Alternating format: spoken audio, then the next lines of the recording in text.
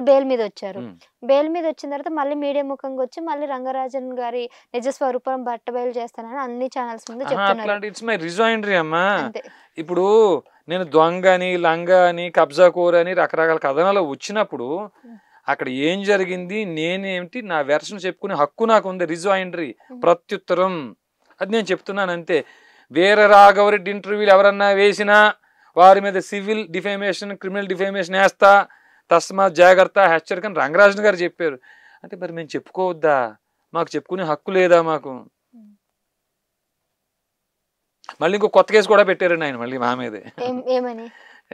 ఇందాక చెప్తున్నాం కదా, ఇట్లా మనకి ఎంత అన్యాయం జరుగుతుంది హైందవులకి, ఇట్లాంటి పరిస్థితుల్లో మన కాన్స్టిట్యూషనల్ అమెండ్మెంట్ జరగాలి, దానికోసం రామరాజ్య స్థాపన, ఓవైసీ ఇలా నేను చెప్తున్నాం కదా.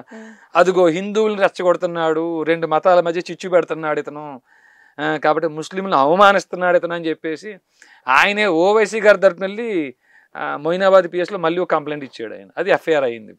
ఇప్పుడు మీరు ఇంకో కేసు, అతను ఇంకో కేసు, 2 కేసులు. దీనికి ఇప్పుడు మళ్ళీ వెళ్తారా పోలీస్ స్టేషన్? మొన్న వెళ్ళాను, పిఎస్కి వెళ్ళాను.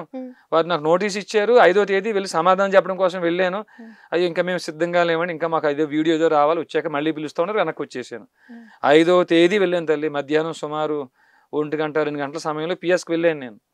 వెళ్ళి ఒక 2 అవర్స్ వాళ్ళకి కూర్చుని ఇంట్రాగేషన్ సహకరిద్దామని కూర్చున్నాను నేను. కాకుండా మేము సిద్ధంగా లేవండి, ఇంకా మాకు ఆ వీడియో రావాలి, వచ్చాక మిమ్మల్ని మళ్ళీ పిలుస్తామన్నారు వాళ్ళు.